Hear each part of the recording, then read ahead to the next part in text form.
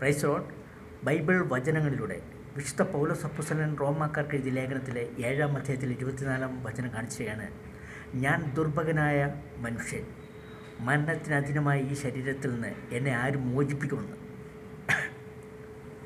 പ്രിയ സഹോദരങ്ങളെ, ഇന്നത്തെ ദൈവിക ചിന്ത വീണ്ടും ജനിക്കുന്നില്ലെങ്കിൽ ദൈവരാജ്യം സാധ്യമല്ല എന്ന്.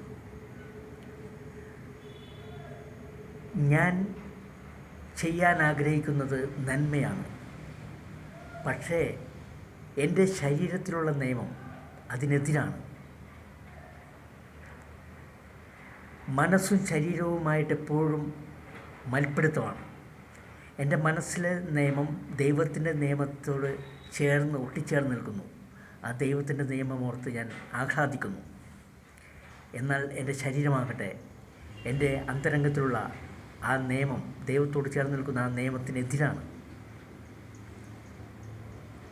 ഞാൻ ഇച്ഛിക്കുന്ന നന്മയല്ല, ഇച്ഛിക്കാത്ത തിന്മയാണ് പ്രവർത്തിക്കുന്നതെന്ന്. എപ്പോഴും ശരീരവും മനസ്സും തമ്മിൽ എപ്പോഴും മൽപ്പിടുത്തമായി പോകും. ജഡികതയിൽ മുഴുകിയിരിക്കുന്ന മനസ്സ് ഒരിക്കലും ദൈവത്തെ പ്രസാദിപ്പിക്കുവാൻ സാധിക്കില്ല. എന്നാൽ നമ്മൾ ക്രിസ്തുവിലാണെങ്കിൽ, ക്രിസ്തുവിലുള്ള ജീവാത്മാവിൻ്റെ നിയമം നമ്മളെ രക്ഷിക്കും. മരണത്തിൻ്റെ നിയമത്തിൽ നമ്മൾ സ്വതന്ത്രരാകും. നമ്മളെപ്പോഴും തിന്മയിൽ, നമ്മുടെ ശരീരം എപ്പോഴും തിന്മയിലേക്ക് പോയിക്കൊണ്ടിരിക്കും. മനസ്സ് നമ്മൾ ദൈവത്തിലേക്ക് പോകും. അങ്ങനെ എപ്പോഴും അങ്ങനെ ആയിരിക്കുള്ളൂ. നമ്മളെപ്പോഴും ഒരു മൽപ്പിടുത്തത്തിലായിരിക്കും നമ്മുടെ ശരീരവും ആത്മാവും തമ്മിൽ. അതിൽ നിന്നുള്ള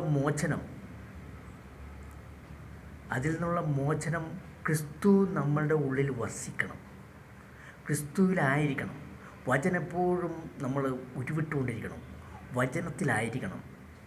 അല്ലെങ്കിൽ നമ്മുടെ ശരീരത്തിലെ പ്രവൃത്തികൾക്ക് നമ്മൾ കീഴ്പ്പെടേണ്ടി വരും, കീഴ്പ്പെട്ടു പോകും. കീഴ്പ്പെട്ടാൽ നമ്മൾ മരണത്തിലേക്കാവും.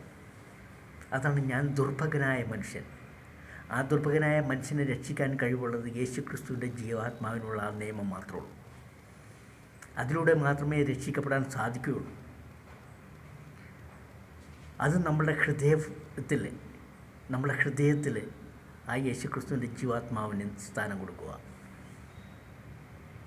നമ്മൾ ആഗ്രഹിക്കുന്നിടത്തേക്ക് നമ്മളുടെ ശരീരവും, നമ്മൾ പഞ്ചേന്ദ്രിയങ്ങളെ നിയന്ത്രിക്കുവാനും ശരീരത്തെ നിയന്ത്രിക്കുവാനും നമുക്ക് സാധിക്കും. അതല്ലെങ്കിൽ നമുക്ക് സാധിക്കില്ല. നമ്മൾ തോറ്റുപോകും. നമ്മൾ സാത്താനെ അഡിക്റ്റായി പോകും. സാത്താൻ അഡിക്റ്റായി കഴിഞ്ഞിട്ടുണ്ടെങ്കിൽ നമ്മൾ ചവിട്ടി താഴ്ത്തപ്പെടും.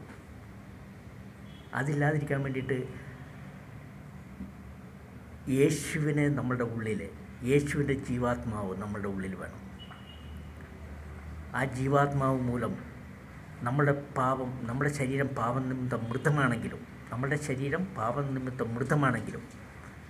യേശുവിൻ്റെ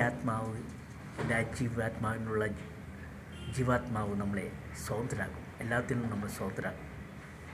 അപ്പോൾ നമ്മുടെ ശരീരം പാപനിമിത്തം മൃതമായിരിക്കുമെന്നുള്ളത് കാണിച്ചു തരികയാണ്. നമ്മൾ പാപത്താൽ മുഴുകിയ മനുഷ്യരാണെന്ന് കാണിച്ചു തരികയാണ്, ജഡികരാണെന്ന് കാണിച്ചു തരികയാണ്. അതാണ് വീണ്ടും ജനിക്കണം. വീണ്ടും ജനിച്ചു കഴിഞ്ഞിട്ടുണ്ടെങ്കിൽ നമ്മൾ ദൈവമക്കളാവും. ദൈവമക്കളായി കഴിഞ്ഞിട്ടുണ്ടെങ്കിൽ ദൈവത്തിൻ്റെ ശ്രേഷ്ഠപ്രപഞ്ചം ദൈവമക്കളുടെ വെളിപ്പെടുത്തലിനെ ആകാംക്ഷപൂർവ്വം കാത്തിരിക്കുകയാണ്. നമ്മൾ ദൈവത്തിൻ്റെ മക്കളായിട്ട് മാറണം. എന്നെ കേൾക്കുന്ന എല്ലാവർക്കും നന്ദി. Thank you.